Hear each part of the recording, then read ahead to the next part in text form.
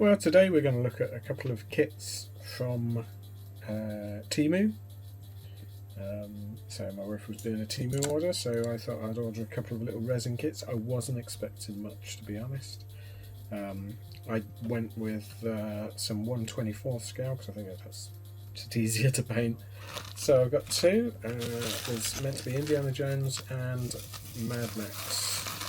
So this one I think is Indy. Yep. So it comes in a little baggie, no box or anything, of course. And these are resin, but I think they're resin cast rather than resin 3D printed. Yeah, they're resin cast, so there's no 3D print supports on them. So you can see, I don't know if we can get a close up of the face.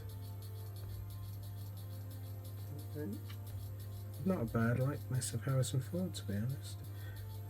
Very good crisp detail, decent size. You get a little stand with Indiana Jones on it. A lot of holes in the base. Don't know what that's for. Ah, that's interesting. So his feet don't actually fit in the stand very well. You'd have to really bend them. Oh, I do just. That's a lot of pressure on the leg. Might try some hot water. You get a whip arm, and then you get another arm that holds, I think, the idol. Yeah, the little fertility idol. And then you get a hat. So let's see what it looks like with the hat. They're pretty. So the light's not the greatest in here, it's my modelling room. So I'm pretty impressed with that. The first job obviously will be glue it together and primer it, which we'll do before we paint. And then the other one, I might do them on two separate videos, I don't know, see how they come out. Depends how much painting I show you. So you get a nice stand with Mad Max, and this is obviously Mad Max from Mad Max 2. Don't think this is 3D printed. No, it's resin. Yeah, it smells like resin. So this is pour or injection molded resin. There's meant to be a dog somewhere. There he is. Oh, the dog was separate. So again, really nicely crisp casting. Pretty good likeness of Mel Gibson. Let's see if there's, I can't see any issues with it. Even all his little spanners and that's come out. He's even got his rag around his arm. Reaching for his gun. He's got his knife in, he's got his legs. So that's really very nicely done. Only one peg. Yeah, because I suppose he's got a dog on that side. The dog, I'm not sure about the dog. It does look a tad Alsatian-y rather than dingo-y. It's not bad. I don't know, it's not quite right about the shape of the dog. I say it looks more like an Alsatian than a. Because he was quite a stubby little fellow, wasn't he? But go with that. But yeah, Mad Max has looked very nicely done. So basically, it's going to be a case of gluing them together, undercoating them. Probably I'll do Max in black. Probably Indy I might do in a grey undercoat. See if we can make the colours pop a bit more. I am quite enjoying it. At the moment I'm doing some Andor figures and they were black undercoated and I've been quite enjoying that. So I might do them in black, we'll see what we look like, but yeah, I'll paint them both up I think in the one video rather than spread it out over two. And then, so I won't show as much painting because I've got plenty of videos of me painting stuff. I'll show a few steps along the way and see what they look like. That's interesting, they're both 1/24 scale. Got Max towers above. Yeah.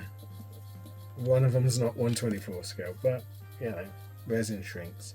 But yeah, they'll get all these together and then I'll bring them back once they're undercoated. Okay, so I've undercoated them. I did it in black in the end. I thought it hides a lot of sins. It does bring out detail. They're really crisp. I don't even catch that because it's slightly. It's meant to be matte black, but I think because it's just so hot today, it went a little bit shiny. There's Max. Nicely done. So what I'm going to do is, as usual, start by painting the flesh and the base flesh tone is burnt sand, which I know sounds weird, but you're lightening it all the time. So what I'm going to do, and my nice brush. That's not my nice brush. Ah, there's my nice brush. We all have one brush we like, don't we? Strange. So, a bit of water on that. Thin him out a bit. You know what? There's nothing worse than too thick paint. That's where a lot of problems come from. So, what I'm going to do is. God, I need my glasses. My glasses.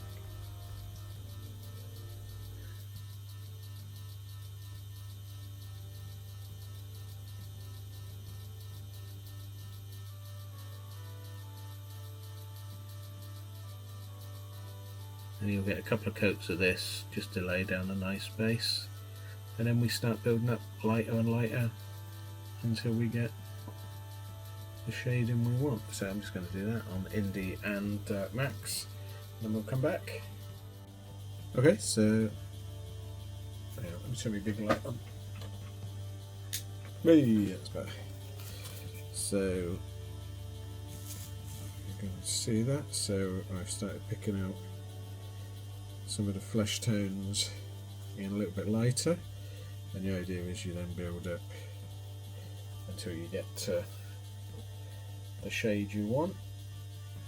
Higher parts should be lighter, and it's just a case of mixing some lighter shade. You obviously don't want it too, you want to sort of, it's almost blending them. So just move all this stuff that way so I can actually. My desk is a mess again. So you just start picking out some of the lighter bits, like cheekbones, bridge of the nose, forehead. This is to give some tonal variation.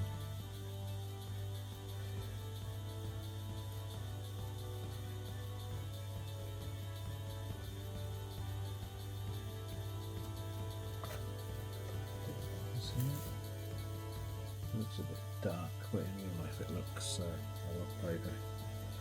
So I just carry on with that, and basically that's the same you do for all of it. Base coat the colour you want as slightly darker, and then bring up layer by layer to the tone you want. Or alternatively, you could paint it slightly lighter than the colour you want, and then use washes into it, which is another way of doing it. But I quite enjoy this one. It's sort of therapeutic. So I'm going to carry on doing that, and then we can come back and have a look, see what's happening.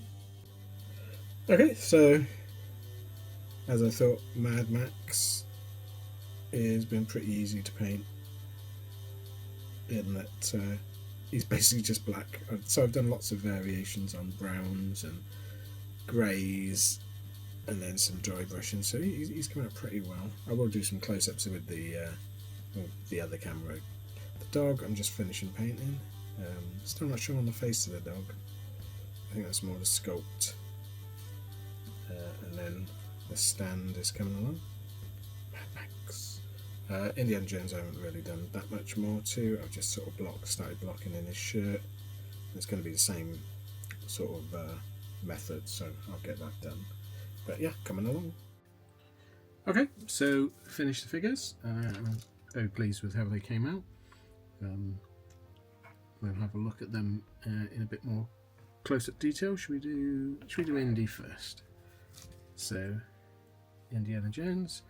I think the face came out pretty well. It does look a bit like Harrison Ford in very small scale.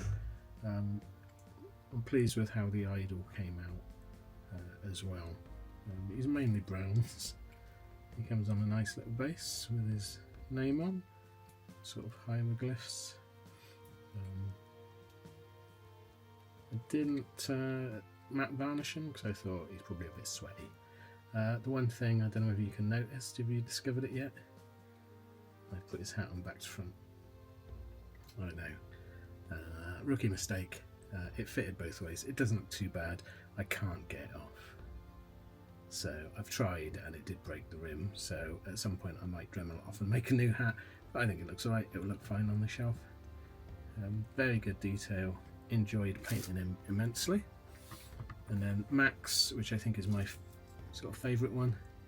Come on, focus, there we go.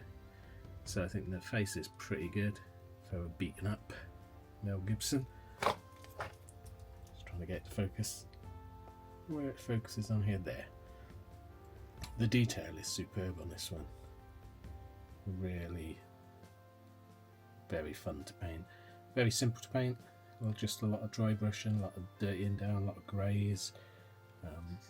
His base, very nice Mad Max. And it's a road surface, which I thought was quite clever. I'm still not sure on the dog. It doesn't look very dingo-ish, but yeah, really like that one.